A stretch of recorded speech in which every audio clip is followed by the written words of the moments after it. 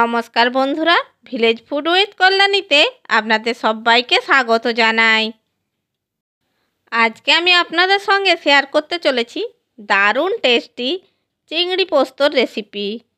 বন্ধুরা, এই চিংড়ি পোস্তটা বানানো ভীষণই সহজ। যে কোনো স্পেশাল অকেশানে আপনারা এটা বানিয়ে পরিবারের মন জয় করে নিতে পারেন। তাই বলছি বন্ধুরা, ভিডিওটা স্কিপ না করে পুরোটা একবার দেখে নিন। আর রেসিপিটা ভালো লেগে থাকলে চ্যানেলটিকে সাবস্ক্রাইব করার জন্য অনুরোধ রইল। তাহলে চলুন বন্ধুরা, আর কথা না বাড়িয়ে হোটেল রেস্টুরেন্টের মতো চিংড়ি পোস্ত বাড়িতেই কিভাবে বানানো যায় সেটা শুরু করা যাক। দেখুন বন্ধুরা, চিংড়ি পোস্ত বানানোর জন্য আমি এখানে 500 গ্রাম চিংড়ি নিয়েছি। এই চিংড়িগুলোর খোসা ছাড়িয়ে নিয়েছি।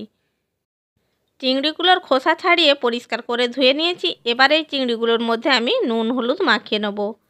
আমি এখানে পরিমাণ মতো নুন দিয়ে দিচ্ছি আর পরিমাণ মতো হলুদ দিয়ে দিচ্ছি।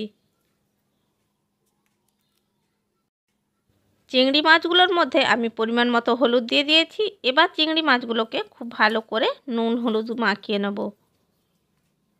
প্রত্যেকটা চিংড়ি মাছের মধ্যে খুব ভালো করে নুন হলুদ মাখিয়ে নিতে হবে।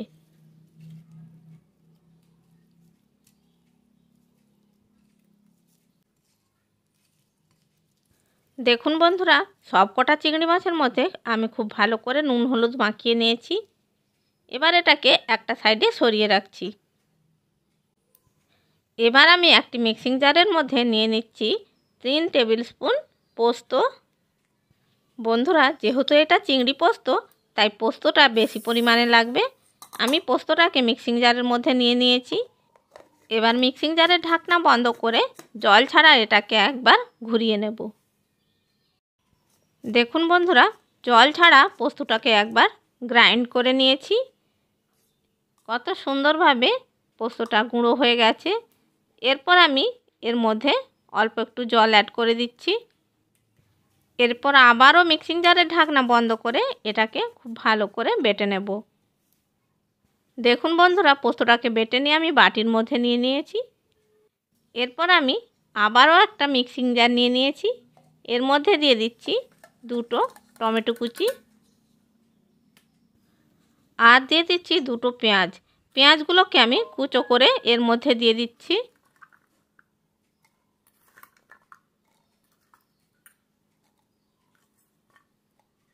দুটো পেঁয়াজ কুচি এর মধ্যে দিয়ে দিয়েছি। এরপর দিয়ে দিচ্ছি 5টা কাঁচা লঙ্কা। আমি কাঁচা পাকা লঙ্কা করে এর মধ্যে দিয়ে দিচ্ছি। এবার মিক্সিং জারের ঢাকনা বন্ধ করে এটাকে খুব ভালো করে বেটে নেব। দেখুন বন্ধুরা, খুব ভালো করে এটাকে পেস্ট করে নিয়েছি। এবার এটাকে একটা বাটির মধ্যে নিয়ে নিচ্ছি। চিংড়ি পোস্তর জন্য আমার সমস্ত মশলাটা রেডি হয়ে গেছে। এবার আমি রান্না করে নেব। চিংড়ি মাছগুলোকে ভেজে নেওয়ার জন্য গ্যাসের ওপর কড়াই বসিয়ে দিয়েছি। আর এই কড়াইয়ের মধ্যে দিয়ে দিচ্ছি 2 টেবিল স্পুন সর্ষের তেল। এবার তেলটাকে কড়াইয়ের চারিদিকে ছড়িয়ে দিচ্ছি। তেল গরম হয়ে গেছে। এবার আমি চিংড়ি মাছগুলো এর মধ্যে দিয়ে দিচ্ছি।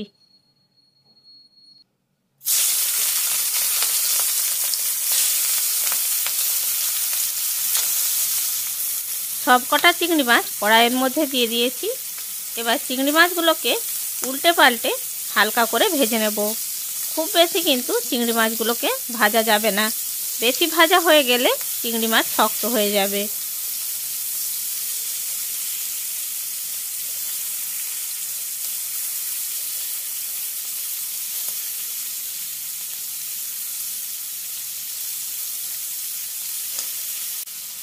চিংড়ি মাছগুলোকে আমি হালকা করে ভেজে নিয়েছি। এবার চিংড়ি মাছগুলোকে আমি প্লেটের মধ্যে তুলে নিচ্ছি।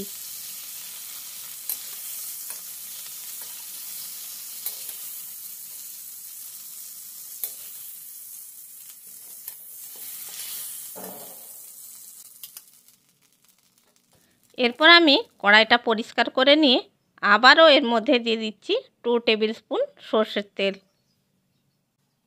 তেল গরম হয়ে গেছে। এবার টমেটো আর পেঁয়াজের পেস্টটা এর মধ্যে দিয়ে দিচ্ছি। টমেটো পেঁয়াজের পেস্টটাকে দেওয়ার পর খুব ভালো করে নেড়ে চেড়ে নিতে হবে।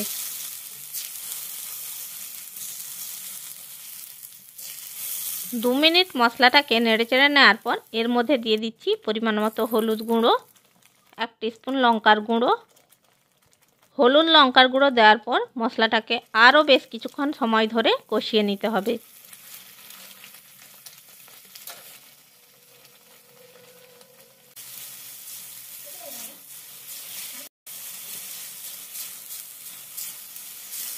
দেখুন বন্ধুরা, মশলাটাকে বেশ কিছুক্ষণ সময় ধরে কষিয়ে নিয়েছি। মশলাটা থেকে তেল ছেড়ে আসছে। এরপর আমি এর মধ্যে দিয়ে দেবো পোস্ত বাটা। সমস্ত পোস্ত বাটাটা এর মধ্যে দিয়ে দিয়েছি। এবার মশলাটাকে খুব ভালো করে নেড়েচেড়ে কষিয়ে নিতে হবে।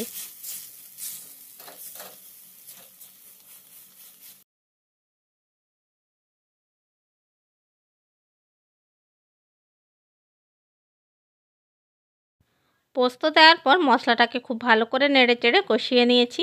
এবার আমি যে মাছগুলো ভেজে রেখেছিলাম সেই মাছগুলো এর মধ্যে অ্যাড করে দিচ্ছি।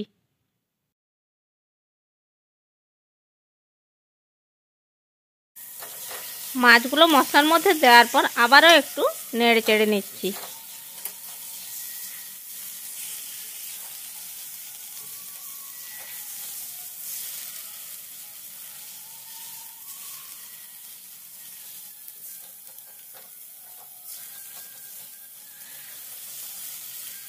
সমস্ত কিছু খুব ভালো করে নেড়েচেড়ে নেওয়া হয়ে গেছে।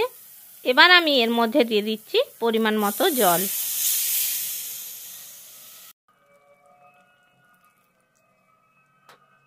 দেখুন বন্ধুরা, পরিমাণ মতো জল দিয়ে দিয়েছি।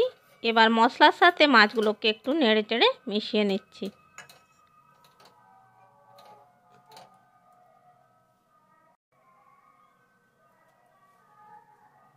এরপর আমি এর মধ্যে দিয়ে দিচ্ছি স্বাদ অনুযায়ী লবণ।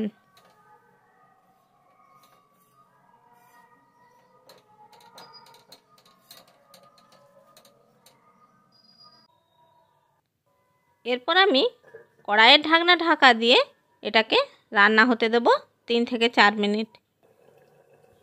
4 মিনিট পরে কড়াইয়ের ঢাকনাটা খুলে নিচ্ছি। দেখুন বন্ধুরা, আমাদের চিংড়ি পোস্ত প্রায় রেডি হয়ে গেছে। এটাকে আর একটু ফুটিয়ে রসটা কমিয়ে নেব।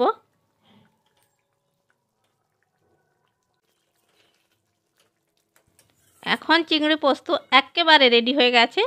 এখন আমি গ্যাসের ফ্লেমটা বন্ধ করে দিচ্ছি। এরপর আমি এই চিংড়ি পোস্তকে সার্ভ করে নেব। এখন আমি একটি প্লেটের মধ্যে চিংড়ি পোস্তকে সার্ভ করে নিচ্ছি। তাহলে দেখলেন তো বন্ধুরা, তৈরি হয়ে গেল আমাদের হোটেল রেস্টুরেন্ট স্টাইলের চিংড়ি পোস্ত।